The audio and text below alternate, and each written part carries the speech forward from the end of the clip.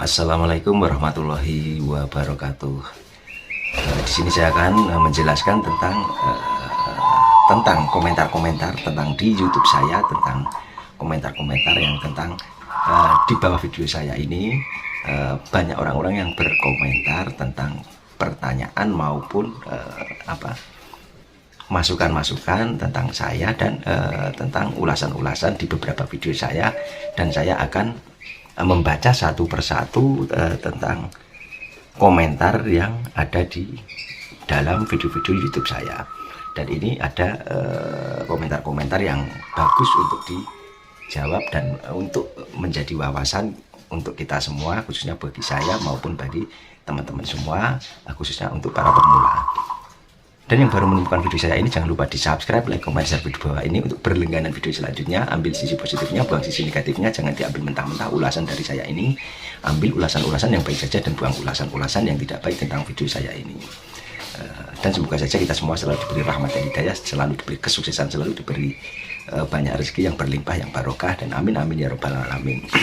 Dan ini saya akan menjelaskan tentang yang pertama, ada komentar dari Mas Abdul Rozak. Jadi dari akun YouTube Mas Abdul Rozak. Jadi dia bertanya begini, Mas Agung, kalau burung sering dipegang yang sudah gacor, untuk pemberian kacang hijau berpengaruh untuk kegacorannya apa tidak? Yang kedua adalah soalnya burung yang sudah gacor katanya kalau sering dipegang jadi berpengaruh dalam manggungnya maupun kegacorannya. Ini untuk pertanyaan yang bagus sekali untuk Mas Abdul Rozak. Jadi ini saya jawab di video saya ini, Mas Abdul Rozak. Kalau burung sering dipegang atau burung yang sudah manggung atau yang sudah gacor, untuk pemberian kacang hijau atau tidaknya untuk berpengaruh tentang kegacorannya itu tergantung juga dengan mental burung perkutut itu tersebut. Jadi kalau mentalnya sudah bagus, mentalnya sudah bandel dan dia sudah jinak, dia tidak gesit, tidak gelabakan atau tidak liar, dia tidak berpengaruh sama sekali dan tentang entah itu sering dia dipegang, entah itu diloloh kacang hijau, itu tidak berpengaruh sama sekali. Soalnya burung kan otomatis menurut saya tambah jinak, tambah istilahnya kalau sering dipegang juga tambah jinak, dan sering di bau keringat kita, sering kena sentuhan-sentuhan dari tangan kita, otomatis dia tambah jinak dan malah tambah bagus. Dan untuk pemberian kacang hijaunya itu menurut saya itu 5 sampai 7 butir saja, dan setiap 1 minggu sekali kalau untuk burung perkutut yang sudah gacor, itu menurut pengalaman saya pribadi. Tetapi perlu digarisbawahi lagi, setiap burung itu fase tingkat birahi sama tingkat emosinya berbeda-beda. Jadi pemiliknya sendiri yang bisa menentukan berapa jumlah kacang hijaunya, berapa jumlah istilahnya dosis berapa banyaknya kacang hijau itu atau dosis pemberiannya. Jadi setiap burung, istilahnya burung satu itu biasanya dikasih 5 kacang hijau itu sudah istilahnya udah manggung gacor maupun manggung gayer.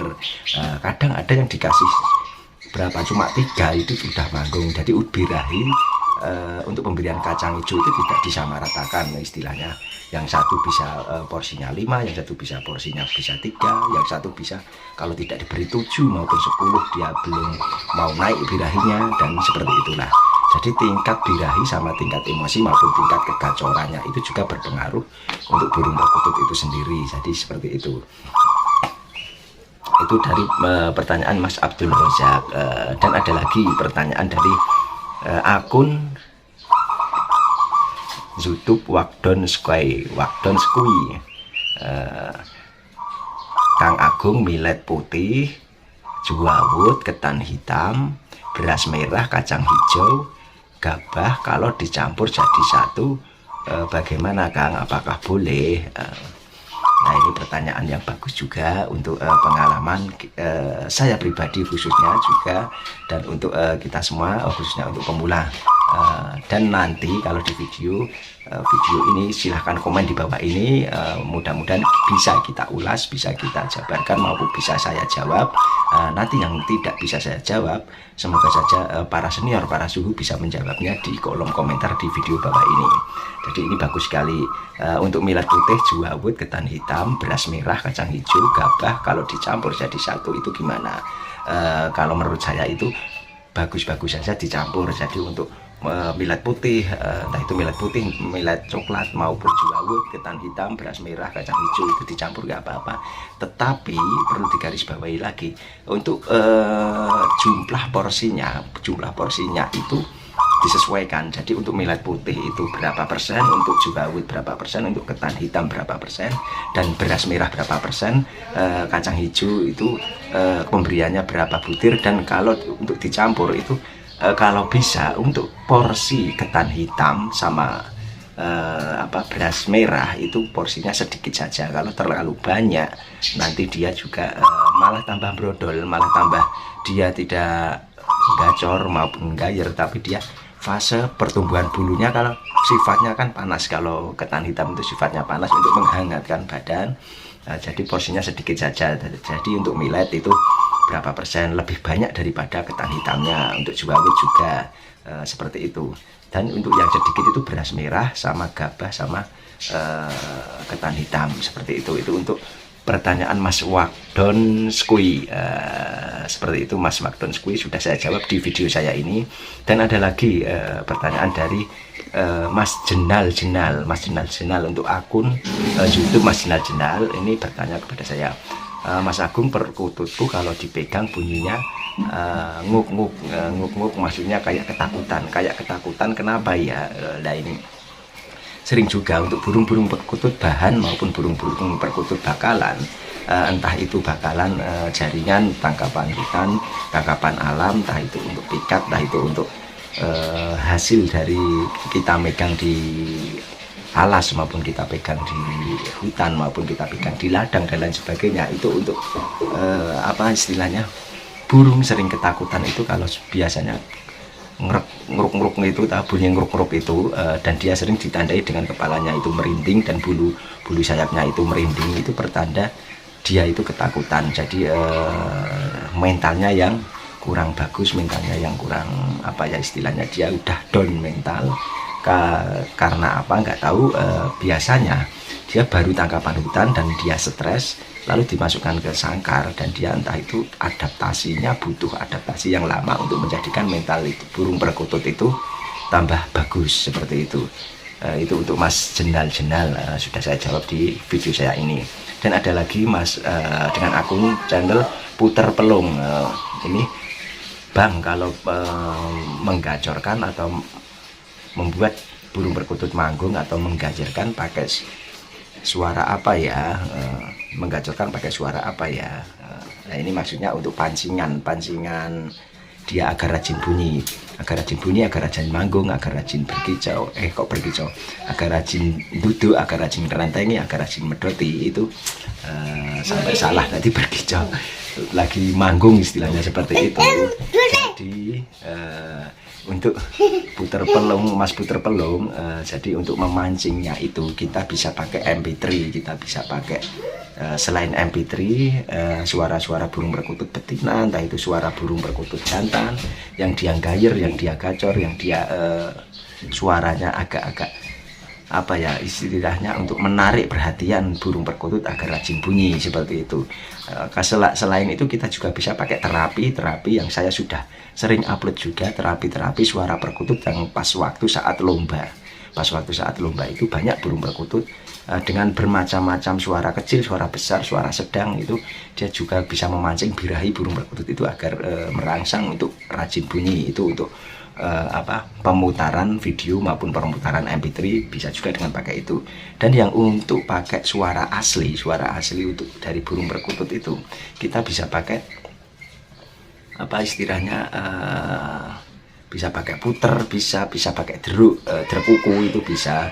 Jadi biasanya bila mana ada burung perkutut sama derkuku biasanya saling saut-sautan. Bila derkuku bunyi, perkutut juga ikut bunyi seperti itu. Jadi pancingannya bisa dengan derkuku, bisa dengan puter, entah itu puter bermacam-macam, entah itu lokal, pelung, dan derkuku ada Kelantan, dan ada derkuku Jawa dan lain sebagainya. Itu sudah saya jawab, Mas.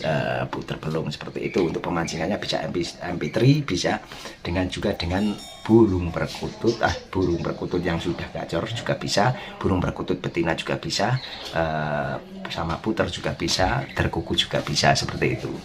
Dan ada lagi dari Bapak Trisno. Bapak Trisno bertanya begini di kolom komentar YouTube saya, bagaimana cara ngasih larutan di larutan penyegar Capaki 3, taruh di tempat minum apa diteteskan. Nah, ini kadang kan banyak orang tidak tahu fungsi dan manfaat larutan penyegar Capaki 3. Fungsinya apa? Ini saya sebutkan fungsinya dulu. Fungsinya untuk meredam birahi burung perkutut atau menetralkan hawa panas pada burung perkutut, istilahnya dia agar suhu tubuh perkututnya itu tidak cepat, istilahnya agar tidak panas lah, istilahnya dia untuk meredam birahi. Supaya apa? Supaya dia tidak pola, dia tidak manggungnya juga dia anteng semelah, tidak banyak gerak, tidak banyak pola, seperti itu. Jadi untuk membersihkan pita suara juga, untuk mengeplongkan pita suara juga, entah itu dari segi suara, entah itu dari segi perilaku, larutan penyegar itu bisa menstabilkan emosi maupun menstabilkan birahi, maupun bisa untuk suara juga, seperti itu. Jadi untuk pemberiannya, nah ini tadi yang dipertanyakan adalah pemberiannya diteteskan apa dikasih dicepuk air minumnya, seperti itu. Kalau pengalaman saya sendiri itu saya kasih dicepuk air minumnya, tetapi untuk 1 hari itu diganti. Jadi untuk pemberiannya bisa seminggu 2 kali, bisa seminggu 1 kali. Jadi untuk pemberiannya itu kita sesuaikan. Jadi kalau saya itu airnya tidak usah penuh-penuh, bila mana dia minum untuk 1 hari ada sudah cukup. Sekiranya 1 hari sudah habis, seperti itu, nanti setelah itu kita ganti lagi, seperti itu. Jadi pemberiannya itu bisa seminggu, seminggu itu 1 kali, bisa seminggu 2 kali, nggak apa-apa, tetapi jangan sering-sering, istilahnya bisa sebulan bisa dikasih 4 kali, seperti itu. Kalau sering-sering nanti dia jadi kebiasaan, maupun dia jadi kalau nggak diberi itu dia tidak mau manggung, tidak mau gacor, tidak mau gajer. Jadi jangan dibiasakan, ya, seperti itu. Jadi cukup untuk menetralkan birahi, maupun untuk menetralkan emosi, dan untuk menjernihkan pita suara saja. Seperti itu Bapak Trisno yang telah komen di kolom komentar YouTube saya ini. Dan ada lagi Mas Mehmet Potensio. Ini Mas Mehmet Potensio, dia bertanya info jadwal atau jam pengembunan yang dikerek atau pengerekan jam berapa, dan seminggu berapa kali dikerek. Lah ini pertanyaan yang bagus sekali. Jadi untuk yang punya di rumah, punya kerekan, yang di rumah itu punya kerekan entah itu 1, 2, 3, 4, 5 dan lain sebagainya, itu jam pengerekan untuk pengembunan itu bisa kita mulai dari jam 4:30, bisa jam 5, bisa 5:30. Jadi tergantung kita, waktu luang kita untuk mengerek burung perkutut tersebut, seperti itu. Jadi jam pengembunan itu seperti itu. Dan kalau saya pribadi bisa dibablaskan sampai ke penjemuran, sampai jam entah itu jam 10 maupun jam 11. Jadi diembunkan, pertama diembunkan, dia mau bunyi. Biasanya kalau burung perkutut di pagi hari itu dia menandakan daerah teritorialnya atau tutorialnya, daerah kekuasaannya. Jadi burung perkutut itu menandai daerah kekuasaannya itu dengan bunyi di pagi hari. Jadi burung perkutut itu tambah rajin bunyi, rajin ngeplong, rajin nyowong, rajin bunyi di pagi hari itu. Dia adalah menandakan daerah kekuasaannya. Jadi untuk burung perkutut yang biasanya sering dikerek, otomatis dia sering mengeluarkan lagu-lagu yang panjang, istilahnya dia mentalnya juga bagus karena dia sering mengeluarkan fighternya, dan dia sering menghirup udara atau oksigen yang jernih di pagi hari, sehingga burung perkutut itu tambah sehat, seperti itu. biasanya untuk yang dikerek itu durasinya lebih lama daripada yang tidak dikerek sama sekali, karena biasanya di pagi hari itu dia bunyinya bisa bermenit-menit atau bahkan berjam-jam untuk dia mengeluarkan anggungan, mengeluarkan suara emas, mengeluarkan gacor maupun gayernya itu seperti itu. Jadi untuk pengerekan seperti jam tadi itu yang saya sebutkan, 4:30 bisa, jam 5 bisa, 5:30 bisa, dan dilanjutkan diteruskan ke penjemuran seperti itu. Dan untuk seminggu berapa kali ya, ini tergantung waktu selang kita juga. Untuk seminggu bisa kita berikan seminggu bisa 1 kali atau 2 kali. Kalau saya pribadi ya, saya sering kadang kalau bangun pagi ya itu kadang, kalau saya sering rutin itu cuma seminggu 2 kali, jadi entah itu hari, kadang biasanya hari Senin sama hari Kamis. Jadi saya dari Senin dikerek langsung penjemuran, terus Selasa libur, Rabu libur, Kamis kerek lagi, terus Jumat libur, Sabtu libur, Minggu libur, seperti itu. Minggu cuma digantang biasa di atas ketinggian 4 meter. Jadi biasanya kan untuk melatih saya atau burung perkutut saya untuk lomba atau pentas atau entah itu di skala latber, skala latpres maupun skala nasional, walaupun jarang masuk, jarang nominasi maupun jarang prestasi seperti itu. Seperti itu untuk Mas Mehmet Potensio. Lah seperti itulah pertanyaan-pertanyaan di YouTube saya sudah saya sebutkan. Dari ada Mas Abdul Rozak, ada Mas Wagdonskui, ada Mas Jenal, ada Mas Puter Pelung, ada Mas Bapak Trisno, ada Mas Mehmet Potensio. Jadi ulasan-ulasan di video saya ini semoga saja bermanfaat untuk kita semua, dan khususnya untuk pemula. Dan yang baru menemukan video saya ini, jangan lupa di subscribe, like, komen, share video di bawah ini untuk berlangganan video selanjutnya. Ambil sisi positifnya, buang sisi negatifnya, jangan diambil mentah-mentah ulasan dari saya ini.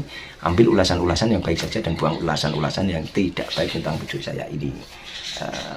Yang mau memberikan saran maupun komentar atau untuk hal-hal positif maupun hal-hal yang membangun untuk istilahnya kemajuan burung perkutut di Indonesia ini, silahkan komen di bawah ini. Semoga bermanfaat, karena berbagi ilmu, berbagi tip, berbagi wawasan itu tidak menyurutkan kita untuk istilahnya miskin ilmu maupun batur ilmu, malah bertujuan untuk memberi wawasan kepada anak cucu kita maupun memberi wawasan kepada kita semua, agar supaya tetap melestarikan kebudayaan Indonesia maupun kebudayaan Jawa yang tentang memelihara burung perkutut. Jadi untuk generasi muda, adik-adik kita maupun yang sekarang masih kecil-kecil, besok bisa meneruskan tentang bagaimana merawat burung perkutut, dari perawatan maupun perawatan harian, perawatan lomba maupun perawatan sebagainya, seperti itu. Dan semoga bermanfaat, dan tak lupa saya ucapkan semoga kita semua selalu diberi kesehatan, selalu diberi banyak rezeki, diberi kelimpahan kesehatan, rezeki yang berlimpah, dan kesuksesan selalu di dunia maupun di akhirat. Dan terlebih pula saya ucapkan wassalamualaikum warahmatullahi wabarakatuh.